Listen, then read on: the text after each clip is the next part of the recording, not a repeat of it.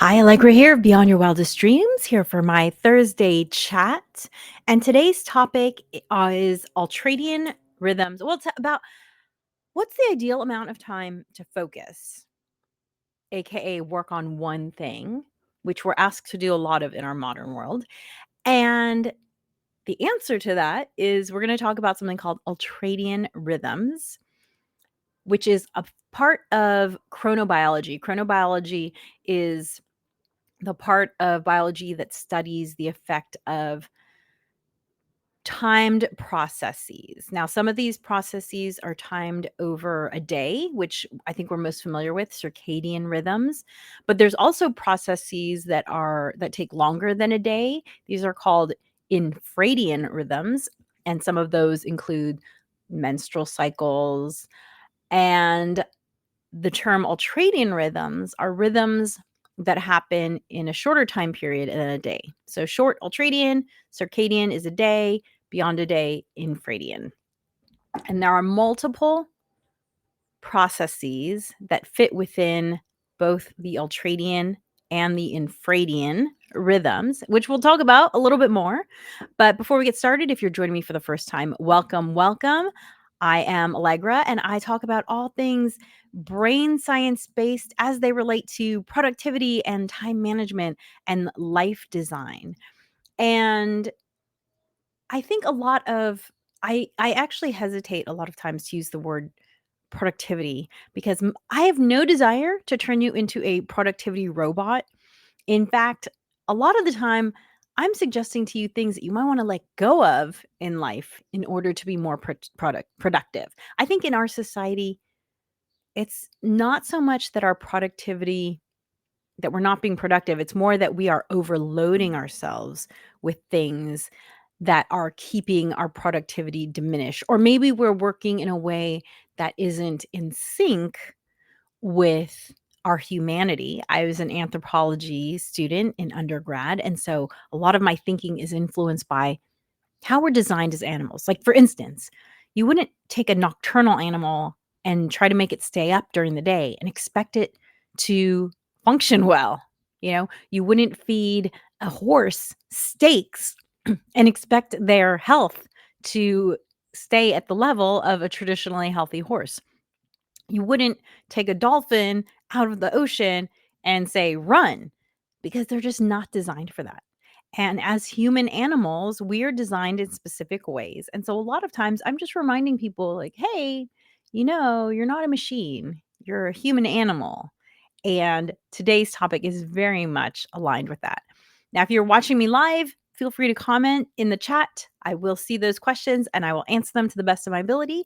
And if you're looking at this recording or this podcast, this will go up as the Harness the Power of Planning podcast. I believe this will be episode 125, available wherever you get your podcasts. But a lot of the times, I'm just reminding people, like, hey, you're a human, and this is how we're designed to function best. And today's topic is very aligned with that. So if you are curious about me, I have written or co-written 4 books, all in the brain science-based productivity, time management, life design area. If you feel like, wow, this all sounds great, Allegra, but I don't have any time, I got you. Check out 3, 2, 1 Done, 3 simple steps to get your to-do list done. This will help you gain time. If you feel like, okay, I'm good on time, but I feel like I'm not putting myself first, I gotcha. Rock your morning. This is all about creating a morning ritual in order to take care of yourself. The reason why I'm able to show up as my best self in all areas of my life is because I am hydrated. I have taken the time to do my skincare routine. I've gotten in some movement. And by front loading my day with it, it really sets the tone. So those are my 2 books that I recommend people start out with. And for more about what I do and to find out all about me, you can check out my website, bywdreams.com. That stands for Beyond Your Wildest Dreams, because I have found that when I harness the power of planning, I am able to live a life beyond my wildest dreams. I I do more things and am fulfilled in more ways than I ever thought possible, and that's because I pay attention to what I need and I make time for what's important. You will never see me at the bars. I just don't go to bars. In fact, I rarely eat out even because it's just not my priority. Now, my family does eat out occasionally. We have, a few of our favorite places where we like to go to celebrate, but to keep my health, because you just don't know what you're eating a lot of times when you eat out. Like, I love a spinach dip, but I can't eat it every day and expect my health to be where I want it to be. So most days I am eating kale and chia smoothies and things like that. Anyway, so you will not find me in the bars. You will rarely find me in the restaurants. You might find me in comedy clubs because I do love comedy. I do stand up comedy and I love attending stand up comedy. But I prioritize things, and that's how I'm able to do multiple things that feed me in different ways. By the way, I think a lot of us would probably enjoy doing more things than we do now because our society has become hyper specialized. But I believe we all have the thing that we're called to do professionally and then the thing that we're called to do creatively. I believe we all have at least one in each area. And I do think that a lot of us would be happier if we were giving as much time or giving more time to the creative thing that might be calling you. Anyway, just a random thought there. Mm. So I always start my podcast with pulling a card from this little deck here. I never know what it's going to say, but it always seems to say just what I need to hear. So let's see what it says. Never let yesterday use up today. Never let yesterday use up today. Richard Nelson. I'm also always amazed at all the names that I have no idea who Richard Nelson is. Never let yesterday use up today. So I think what Richard Nelson is saying here is to not dwell on your mistakes. We all make mistakes. And the word mistake actually has a lot of negative charge, negative connotation to it. So how about we don't use the word mistake? How about we just use the fact that every day things happen that maybe we'd like to do differently. And what Richard Nelson is saying is don't dwell on those things that you would do differently. Just do them differently. So let's say you had an interaction with a coworker yesterday that did not go the way you wanted. I actually often like to reenact in my mind the things that I would have liked to do differently to kind of prime my brain. Like, if this sort of situation comes up again, here is how I would like to handle it. So feel free to take that time to productively imagine how you would like it to go and then do that thing, right? So maybe you had a negative interaction with a coworker. And so today you purposefully seek out that coworker. And maybe you even say something like, hey, yesterday I said that I didn't care who took the Acme log account. But upon further reflection, I realize that I do feel like I'm the one who has put in the time to talk to this client, to bring this client in, to negotiate with this client. And therefore, I think I am the one who should be leading this case. So instead of dwelling and negatively replaying it, because when you do that, you're actually not just thinking about it, you're reliving it. You're re-releasing all the chemicals in your body that were associated with that event. And you're kind of digging a deeper trench, if you will, in your brain about this negative experience.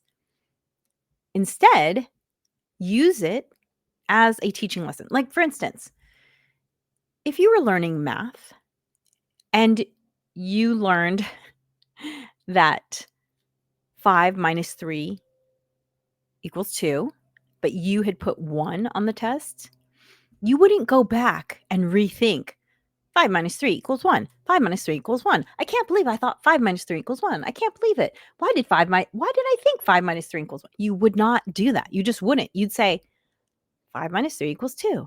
Right. 5 minus 3 equals 2. I need to remember that. 5 minus 3 equals 2. You would focus on the correct answer. It's the same thing. Don't replay that negative thing that happened. Instead, think about how you would handle that differently in the future, because that is going to, one, prime your brain, and two, that's going to flood your body with the positive chemicals. Our brains are so powerful. When we imagine things, we are essentially doing them. Like, there is a lot of brain science on visualization for athletes and how the same muscles twitch when they imagine themselves running that 50-meter sprint. So don't relive yesterday. Instead, use it as a teaching moment for today.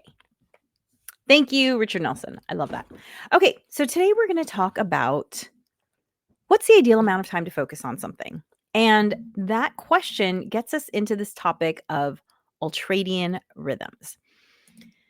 So, as I mentioned at the top of this broadcast, an ultradian rhythm is a rhythm that happens multiple times throughout the day, shorter than 24 hours. Now, it's interesting because the science behind ultradian rhythms began, in my understanding, with sleep cycles. When you go to sleep, we have multiple stages of sleep, and these stages cycle over and over again every 90 minutes ish. Essentially, it's interesting because sometimes some people talk about 3 stages of sleep and some people talk about 4 stages of sleep, because the first stage is the one where you fall asleep. But that stage is super, super short. And then each of the stages after that lasts approximately 30 minutes. And the key is, I think one of the most interesting thing about the sleep cycle is that when you wake up after the first 30-minute stage or after the third 30-minute stage, you are well rested. It's when you wake up during that second 30-minute stage that you wake up groggy. So this is why you either want to nap for 30 minutes or for 90 minutes, because if you nap for 60 minutes, you're going to wake up groggy. So there's a little tip there.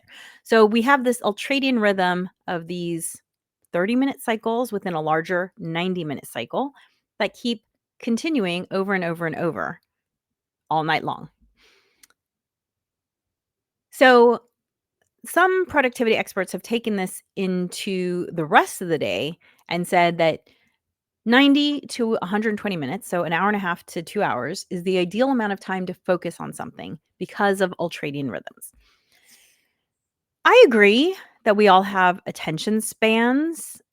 I have not seen a lot of science on these attention spans of 90 to 120 minutes. I feel like the best advice I've heard with regards to figuring out what your ultradian rhythm is to just pay attention. When do you start losing focus after working on something? When do you start maybe yawning? Your mind starts wandering. Is it after 60 minutes? Is it after 100 minutes? Is it after 2 hours?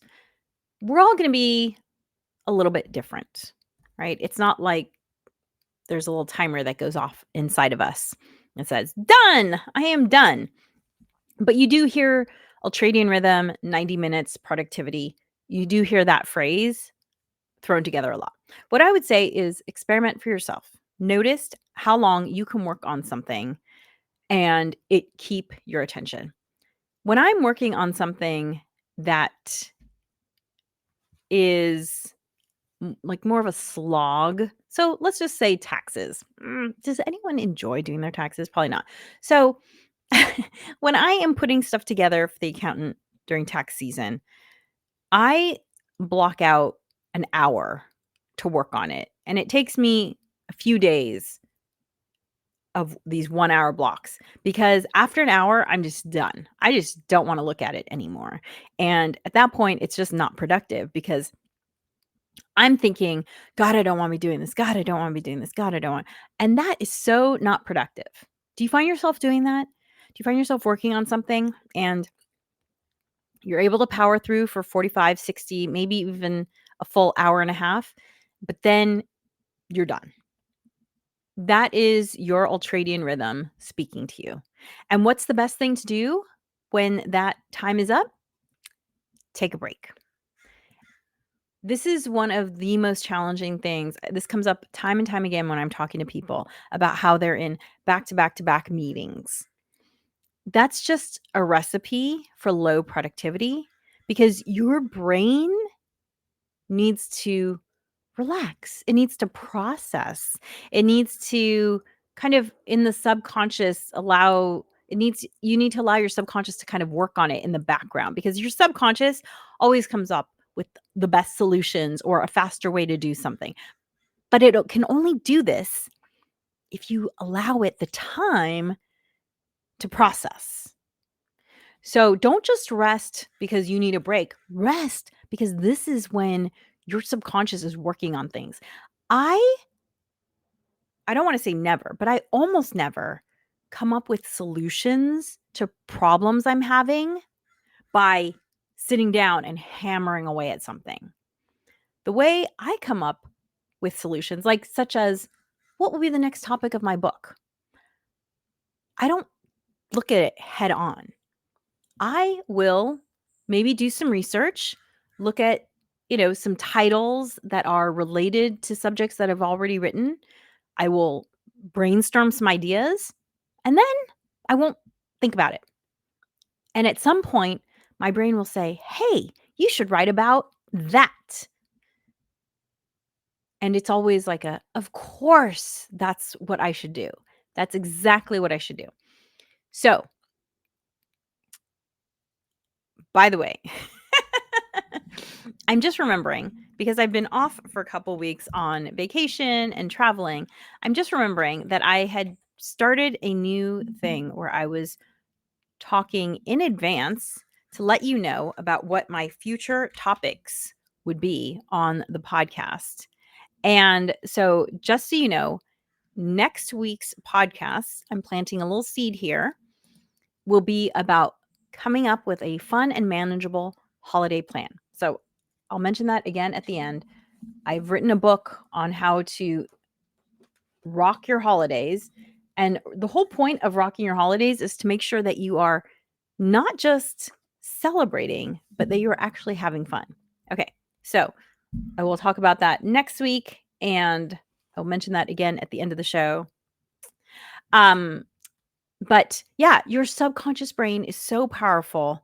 It makes connections that you just wouldn't make consciously, because it's pulling from all of this information that you have in your brain that you are unable to access. This is why having a writing practice is so valuable, in my opinion. I have a writing practice. I've talked about it. I answer one question a day in this 500 writing prompts book. And the reason why your brain has information in it that you don't know how to access is because you don't always know what question to ask your brain. And we don't always recognize the answers that our brain gives us. So you know so much more than you're aware of.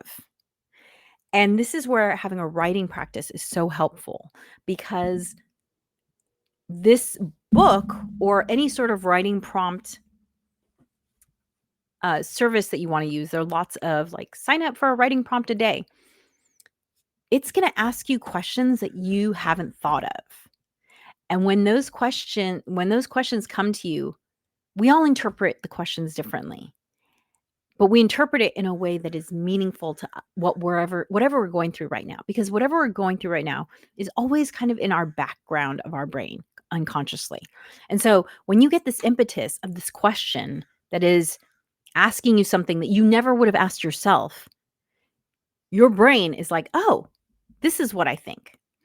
And so you come up with solutions to things you've been noodling over that you never would have thought of because the prompts help to direct what you are searching for, the answers you're searching for in your brain. So, this is why it's so important to take breaks. So, yes, work for 45 minutes, 60 minutes, an hour and a half, whatever feels like an amount of time that you are paying attention and not wandering off. And then take a break. Some people say 5 to 10 minutes. I don't think that's enough, honestly. I think you need 20 to 30 minutes to rest, relax, to just be. Some of the most productive people in our society actually schedule time, like some super high achieving people schedule time to gaze out the window because they know that the answers are all in here. But you have to be in a reflective mood. And by the way, for those listening on the podcast, when I say all the answers are in here, I'm pointing at my head. The answers are all up in here, but you have to be quiet and reflective and open to the answers coming forward in order for you to hear them. So Ultradian Rhythms, 90 to 120 minutes for most of us. Now, I do want to add a huge caveat to Ultradian Rhythms, and that is flow. We all know what flow is. Hopefully, we've all experienced flow, but just to define it a little bit, flow is when you enter a work state where you are just, it is joyful work. You are surfing the wave of creativity, and time seems to fly, but also stand still, and you are just fully engaged. Flow hijacks ultradian rhythms. When I am in flow, I can work on something for hours. I've gone as long as 5 hours working on something when I'm in flow. And I'm sure you've experienced it as well. Flow is different for all of us. The thing that triggers flow is different for all of us. I cannot listen to music while I am working because I find it distracting. But I knew people who needed music in order to concentrate.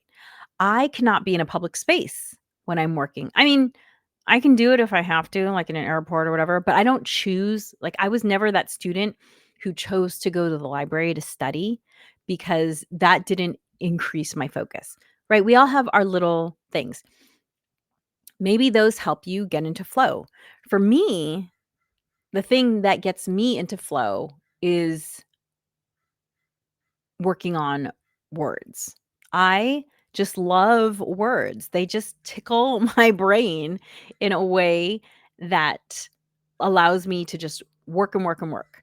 And the funny thing is it almost doesn't matter what I'm working on. It could be a PowerPoint presentation, it could be a joke, it could be my books. Fortunately, I have a lot of words in my life, and that's not a mistake. That is by design because that is the thing that excites me. So when you can find the trigger that helps you get into flow, ultradian rhythms almost don't matter. Now, I'm not saying that's a good thing because I have pushed flow to my own breaking point. The first time I wrote a book, I wrote for, it's been a long time now. I wrote for at least 10 days straight, maybe longer, where I was averaging like 6, 7, 8 hours a day. And a lot of these hours were nighttime hours because my kiddo was young. So it was like 8 p.m. to 3 a.m. That was a crazy experience. It was my wake-up call to words as my entry point to flow. It was like the universe was saying, "You don't seem to be noticing this thing, so I'm gonna make it really obvious to you." And I remember I was writing and I'm typing at my keyboard. For those of you listening, I am, mimicking typing, and my eyes are like barely awake because I was so exhausted. I was like, when is this gonna stop? I felt just called to get some stuff down on paper. And it was something that I had been struggling with, a question I'd been struggling with. And so my subconscious was like, I have the answer for you. And here it comes. Get ready. And I just wrote for those 10 days. I don't remember how many words it was, like 30,000 words. I don't know. A lot of words, over 100 pages, 150 pages maybe. And I was just typing, and I could not stop. And then finally, after 10 days, I felt done and I slept. So that's the power of flow. I'm not saying one should do that. And it was interesting because what that experience taught me, I guess it's been about a decade now. What that experience taught me was the power of flow, but also the fact that when you find your entry point to flow, you can get there anytime. I can get into flow anytime because I know, one, that words are my entry point, but two, I trust. I trust that flow is going to rise up and meet me where I'm at, and it never fails. I sit down, I get ready to type, and I just go. So that is the one caveat to Ultradian Rhythms, is that when you get into flow, you are just like, with Ultradian Rhythms, what you always hear people describing is, I'm tired at the end of that Ultradian rhythm. But when you're on flow, the work is energizing. And so it's a self-sustaining process. It's like nuclear fusion. It's the nuclear fusion of work, where it's just like, how am I still going? So what I would suggest to you is find how you can get into flow in your everyday life, and you'll be so much more productive. And we all have different ways of getting into flow. There are books on flow. Um,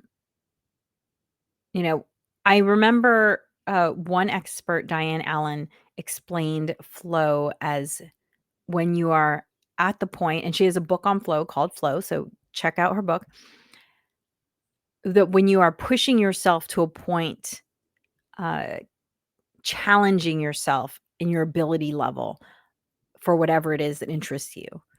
I think that's why I had to take on the challenge of writing a book, because I need to push my ability level.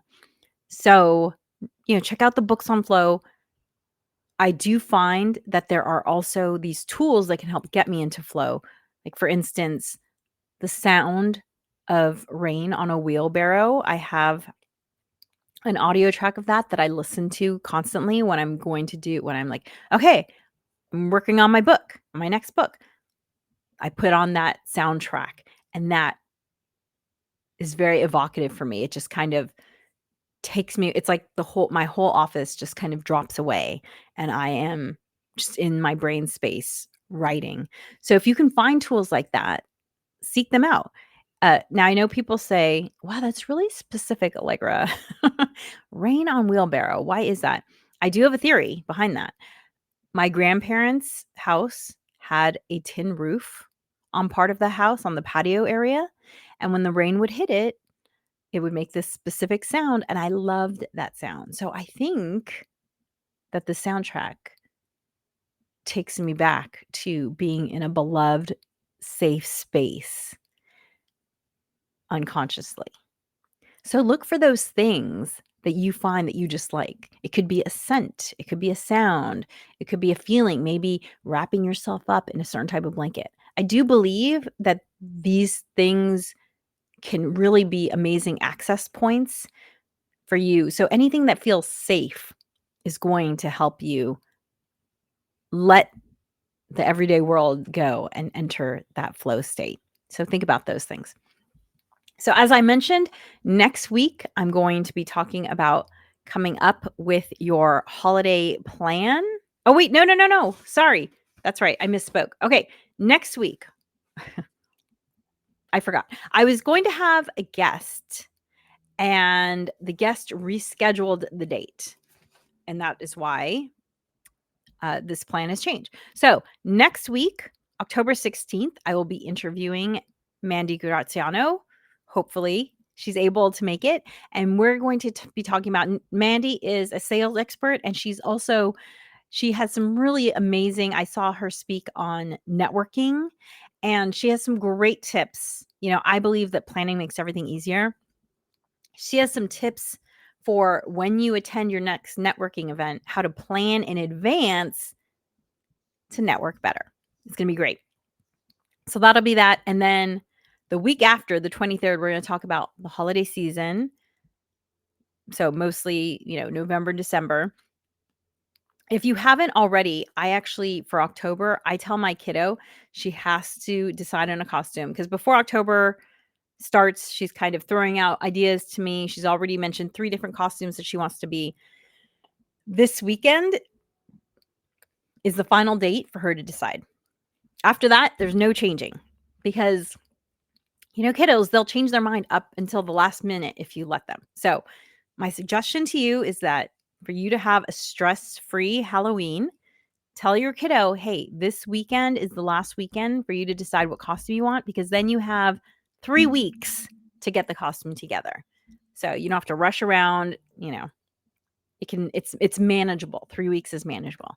And then on October 23rd, we're going to talk about the holiday planning, how to ensure that you have a holiday, that you bring the magic, but that you also get to experience the magic for yourself. So that's the next 2 weeks.